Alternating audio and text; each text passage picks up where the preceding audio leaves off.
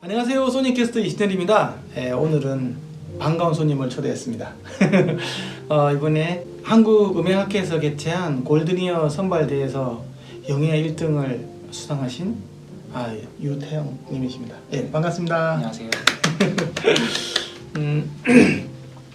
오늘 이렇게 초대를 하게 된 계기는요, 하우 투 리슨 프로그램을 우리가 통해서 대회를 했었잖아요. 고독점에 대한 비결, 나만의 노하우, 이런 거에 대해서 학생들이나 관심이 있는 소니캐스트 구독자분들에게 이렇게 좀 꿀팁을 하나 이렇게 전달을 했으면 하는 그런 바람으로 초대를 했습니다. 나만의 꿀팁이 있다면 뭐가 있을까요? 네. 먼저 제 생각에는 좋은 리시버가 있어야 될 것 같아요. 그래서 리시버라면 이어폰을 말씀하시는 거예요? 네, 이어폰이나 헤드폰인데 네. 제 개인적인 생각으로는 이제 헤드폰보다는 좀 더 그 어떤 왜곡이 없는 네, 아무래도 거리가 차이가 좀 나다 보니까요. 헤드폰이랑 이어폰이랑 그래서 이어폰을 조금 더 저는 선호하는 것 같고요. 네. 그 다음에 주파수 이제 뭐 밸런스가 비교적 좀 평탄한, 그러니까 너무 큰 저음이 이제 고음을 이렇게 마스킹하거나 그러지 않는 조금 자기 주장이 좀 없는 네 그런 점이 너무 과장된 이런 이어폰은 별로다 이런 말씀이신 거죠? 네, 조금 그런 것 같아요. 네. 왜냐 그러면 뭐 점이 너무 과하면 고음을 마스킹 시킬 거니까. 네. 그렇죠. 그리고 이제 음원 같은 경우는 이제 악기 연주나 그 보컬에 이제 연주할 때 그 벨로시티가 많이 차이 안 나는 음원이 좋은 것 같아요. 그리고 이제 또 하우 투 리슨 저희가 아무래도 이번 대회 같은 경우 기본곡 4곡으로 했는데 그거를 이제 여러 개를 하셨던 분도 있었던 것 같아요. 근데 이제 자기가 그 중에서 하나를 고르시는 걸 추천하고 이제 그 한 곡은 물론 자기가 제일 마음에 드는 걸 하시면 되는데 저 같은 경우는 그 예를 들어 하이햇을 칠 때 드럼이 하이햇을 칠 때 그 밸런스가 계속 균일하게 나오는 최대한, 그다음에 보컬도 마이크가 앞으로 붙었다가 뒤로 빠지는 느낌을 주거나 그런 보컬은 피했고요. 그러다 보니까 이제 네 그렇게 네 그래서 네 좋을 것 같습니다. 플랫한 그걸 기준으로 삼는 게 아니고 뭐 또 다른 나는 그게 굉장히 인상적이고 나도 저렇게 해봐야 되겠다는 생각이 드는 게 있는데 그게 그 부분에 대해서 한번 네. 좀 설명해 주시면.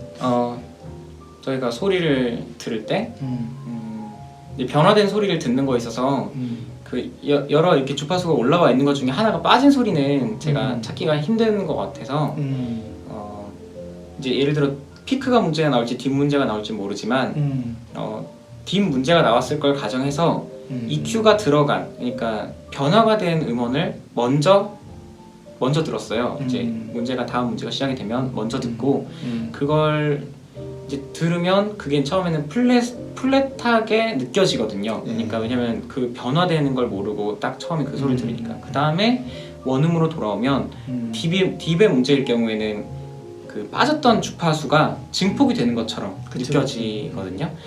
그래서 이제 피크 문제일 경우에는 그 EQ가 들어간 걸 바로 들어도 워낙 과장된 소리니까 좀 아무래도 6dB이니까 찾기가 비교적 쉽고요. 딥일 경우에는 그렇게 EQ가 들어간 거 먼저, 그 다음에 원음으로 돌아오면 이제 그 한 변화된 주파수가 오히려 튀어 올라오는 그런 느낌을 받을 수 있어서 비교적 찾기 쉬운 것 같아요. 근데 그 심리음향에서 보면 이 인간이 어떤 이렇게 딥보다는 피크를 좀 더 잘 느낀다고 이렇게 되어 있잖아요, 그렇죠? 그래서 실제로 EQ 걸 때도 딥보다는 피크를 이렇게 정돈해 주는 걸 해가지고 EQ를 많이 하잖아요. 스피커 EQ도 그렇고 룸 EQ 할 때도 그렇고 그런 부분이 어쨌든 처음 평가할 때도 이렇게 적용이 된다는 거 깜짝 놀랐어요.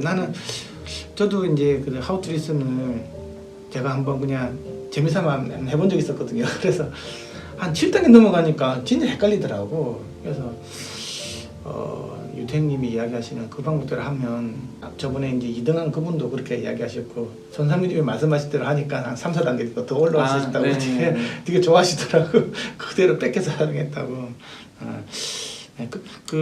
그런 부분들이 굉장히 좀 중요한 것 같고, 근데 일단 논리적으로도 말도 되고, 그런 것 같습니다.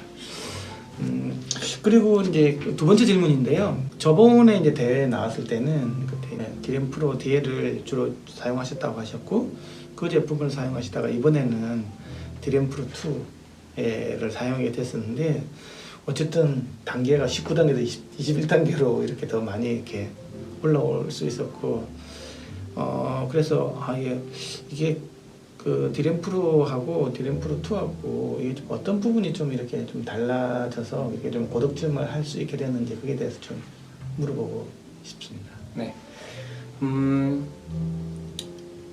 일단 확실히 느꼈던 거는 그 초저역, 그러니까 뭐 20Hz에서 그 4, 50Hz 사이랑 그다음에 이제 저 위에 하이햇에 뭔가 음색이 바뀔 것 같은 딱 그런 정도의 이제 초고역 부분 거기가 이제 좀 확실히 DL하고 비교했을 때 더 열려 있다는 느낌을 받았어요. 그래서 이제 거기가 그러니까 열려 있다 보니까 이제 진짜 조용하고서 이렇게 들으면 확실히 이게 그 시원하게 좀 차이가 시원하게 느껴질 때가 있어요. 그래서 제가 그걸 100% 다 들었다고 뭐 장담할 수는 없지만 그 확실히 그런 걸 좀 그런 느낌을 받았다. 네네네, 확실히 있고 그런 게 있고 그 다음에 이제 저는 음악을 제가 좋아하고 음악 작곡을 많이 했거든요. 그래서 이제 음악을 제작하는 사람들이 이 음을 어떻게 이 음을 어떻게 이렇게 가공하고 만들었는지가 궁금해가지고 최대한 분석에 용이한 이어폰을 이제 인터넷에서 어떤 게 그런지를 찾다 보니까 이제 어릴 때 그 ER4S를 뭐 추천을 하길래 이제 그거를 항상 듣고 그랬다가 이제 소니캐스트의 소리를 알게 되고 이제 그래서 또 제가 뭐 DL이 그거랑 비슷하다는 얘기를 듣고 이제 DL을 구매를 했었어요. DL이 ER4 시리즈의 그 디퓨즈 필드 이퀄라이제이션 돼 있는 그걸 기본적으로 타겟해서 만든 게 맞거든요. 그랬는데 이번에 이제 그 디램 프로 2를 들으면서 제가 어떤 느낌을 좀 받았냐면 저는 좀 강박적으로 이제 뭐 재미가 있든 없든 뭐 감상은 뭐 별로 신경도 안 쓰고 그냥 이제 뭔가 그냥 모든 걸 그냥 다 이렇게 엿보고 싶은 마음 그냥 그런 것만 생각했는데 디램 프로 2를 들으면서 느낀 거는 음악 감상이라는 게 이게 데뷔한 거죠. 이제 저는 이제 DL이라던가 얄포랑 데뷔한 건데 음악 감상이라는 게 이런 거구나라는 느낌을 좀 받았던 것 같아요. 그러니까 너무 그렇다고 밸런스가 너무 자극적으로 막 변화된 것도 아닌데 이제 저음 부분은 DL과 비교해서 이렇게 부드럽게 좀 더 올라와 있고 그다음에 좀 더 이제 청량한 소리 쪽을 고역은 좀 더 열려 있고 좀 더 열려 있고 하는 식으로 디램 프로 2 이제 그 이후에 이제 5세대 이제 SF 드라이버가 적용이 된 건데 그걸 이제 만들게 된 계기는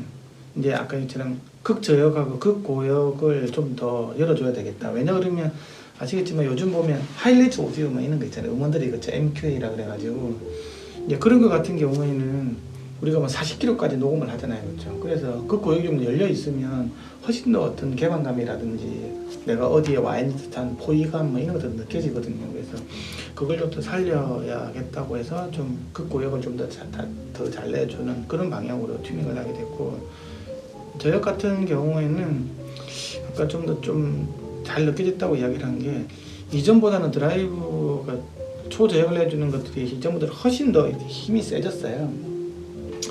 예를 들면 이제 이런 거죠. 이제 앰프로 치면 뭐 100W 앰프에서 100W를 내주는 거하고 한 500W 앰프에서 100W 내주는 거 있잖아요. 그것도 훨씬 더 여유감 있는 이런 게 있잖아요.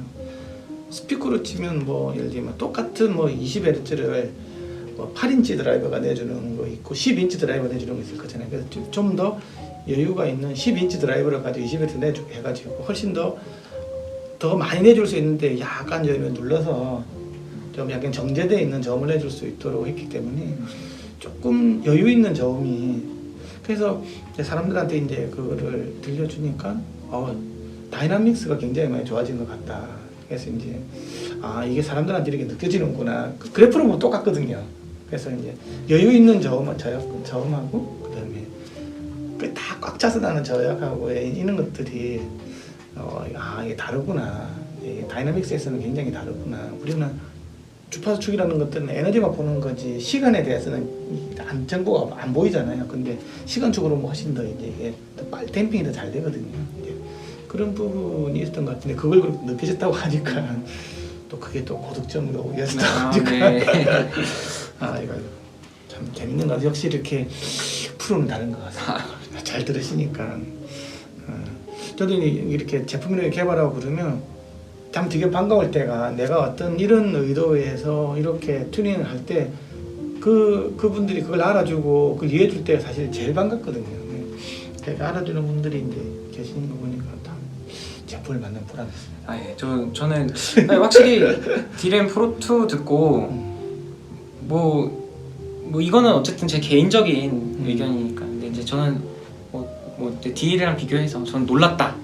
저는 놀랐다는 표현이 나왔어요. 처음에 그랬더니 이거 되게 많이 달라진 것 같아요. 네, 그래서 이제 드라이버에 대한 개선이 되게 많이 된 건가 이렇게 좀 그렇게 느꼈던 것 같아요. 그리고 이제 마지막으로 이렇게 유태현 감독님은 난타에서 이렇게 음향 감독으로 있었던 걸 알고 있는데 나는 어떻게 해서 음향을 접하게 됐고 그리고 음악을 사랑하는 음향을 사랑하는 분들한테 해주고 싶은 말로 맺은 말을 했으면 좋을 것 같습니다. 네. 음향을 처음 시작하게 된 계기는 이제 저는 아까 말씀드렸다시피 이제 국악을 한 10년 했고요. 국악? 네. 국악을 한 10년 했어요. 국악이라면 어떤 부분을 했던 거예요? 이제 사물놀이니까 이제 장구랑 깽가리랑 설장구 이런 것도 칠 줄 네, 압니까? 그런 거 다 전수 받고 막 이런. 제가 고향이 고성인데 고성 오광대가 그게 있는데. 제가 근데 이제 더 이제 대학교 이렇게 가 넘어갔으면 이제 그런 거 다 이제 하고 했을 텐데 어릴 때 너무 워낙 어릴 때부터 이렇게 했던 거라. 네, 그러고 이제 기타 독학해 하고 쭉 하고 그리고 작곡 많이 하고 이제 프로 쪽으로 일한 건 아니고요. 근데 이제 꿈이 되게 컸었어요. 그래서 시험 봐서 군악대도 기타로 갔다 오고 그랬거든요. 근데 이제 그랬다가 친구가 그 난타를 하는 회사에서 음향 오퍼를 구한다라고 해가지고 혹시 도전해보지 않겠냐. 그래서 제가 그 관련된 이력은 없었는데 그래도 가르쳐 준다고 하니까 갔죠. 근데 갔는데 그래서 이제 시작하게 된 건데요. 근데 막상 가니까 이제 어린이 뮤지컬을 시켰어요. 막 8명, 10명 출연하는 어린이 뮤지컬에 시켜가지고 고생을 되게 많이 했고요. 처음에 그다음에 이제 RF도 가면서 같이 겸행해서 같이 배우고 그러면서 시작했는데 계속 하면서 느낀 게 음향이 생각보다 그 공연에 미치는 영향이 너무너무 지대하다는 거를 좀 깨달았고요. 네, 시작하기 전에는 그러니까 배우가 나와서 대사를 한 번 치는데도 크게 말할 때랑 작게 말할 때를 다 따라가서 그거를 잡아주다 보니까 그러니까 그런 걸 해야 되는 줄도 몰랐고 그러니까 그런 걸 사람이 할 수 있다고도 생각 못했는데 그런 거를 다 그렇게 섬세하게 해야 되는 작업이란 걸 알고 오히려 더 매력을 느꼈던 것 같아요. 되게 힘들었지만 그리고 또 오를 나무가 끝이 없고 음향이라는 게 그 다음에 이제 사람들한테 열심히 하면 열심히 할수록 섬세하게 이거 물론 알아주는 건 아니거든요. 알아주진 않아요. 진짜 아무리 섬세하게 해도 관객들이 잘 모르긴 하는데 그러고 보니까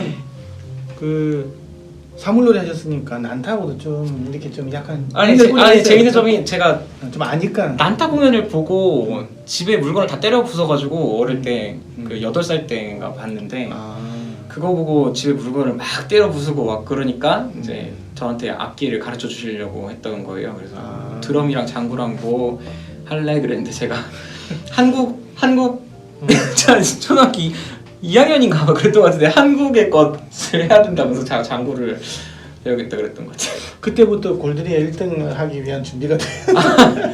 그 사실은 뭐 귀를 보호하려면 꽹과리 같은 거 치면 안 되긴 하는데 다행히도 청력 손실이 나중에 이제 20대 때 그 검사해 보니까 다행히도 청력 손실이 오진 않았더라고요. 그러면 그 음향을 하시는 분들한테 이렇게 조언이라든지 아니면 하시고 싶은 말이 있다면? 좀 낯간지러운 말인 것 같은데. 이제 아무래도 음향은 네, 귀에 그리는 그림이라는 생각이 들었어요.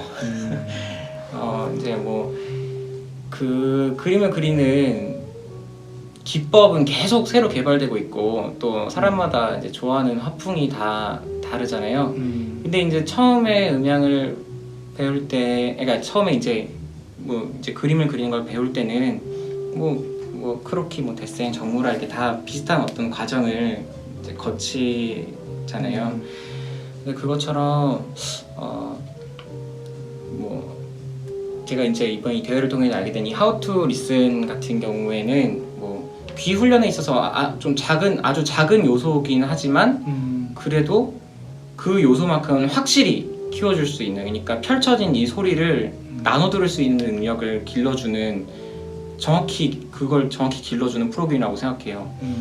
그래서 음향을 사랑하시는 분들, 또 음향에 처음 이제 관심을 가지시는 분들은 이 프로그램을 재미삼아 꼭 한번 해보셨으면 좋겠고, 또 나중에 골든이어 대회 2회차, 3회차 앞으로 계속 키워가신다고 하는데 그것도 꼭 참여하셨으면 좋겠고, 그 다음에 이제 음향 처음 시작하시고 이제 그런 제품을 고르시는 분들은 균형 있는 소리가 어떤 건지를 먼저 알고 그 다음에 자기가 좋아하는 방향으로 나아가면 훨씬 더 스펙트럼을 넓힐 수 있다고 생각하거든요. 근데 이제 그런 면에 있어서 소니캐스트의 제품은 뭐 저는 지금 여기 이진일 박사님이 계셔서 하는 게 아니라 저는 이제 17년도부터 그거를 인터넷 통해서 그냥 뭐 그런 괜찮은 게 있더라 해가지고 이제 들었는데, 아 이거 진짜 소리에 열정이 있구나, 이 균형 있는 소리에 진짜 열정이 있구나라는 걸 그때 느껴가지고 추천을 되게 많이 했거든요. 그리고 뭐 저도 총 합해서 그 D락만 해도 한 3-4개를 샀던 것 같고, 선물 주고 뭐 이러느라 친동생 때문에 제가 처음에 알아봤는데, 그래서 소니캐스트 제품이 그런 어떤 처음 시작하시는 분들한테 균형 있는 소리가 무엇인가를 비교적 값싸게 알려주는 데 있어서 절대 나쁜 선택이 아니다라는 뭐 말씀을 드리고 싶습니다. 감사합니다. 네, 오늘 그 한국음향학회에서 주최한 골드니어 선발대회에서 How to Listen 21단계를 찾았다 그래야 되나? 달성하신 21단계를 달성하신 유태형님을 모시고 오늘 꿀팁에 대해서 알아봤습니다. 좋아요, 구독 부탁드리고요. 음향을 사랑하는 많은 분들에게 추천 및 공유 부탁드립니다. 감사합니다. 네.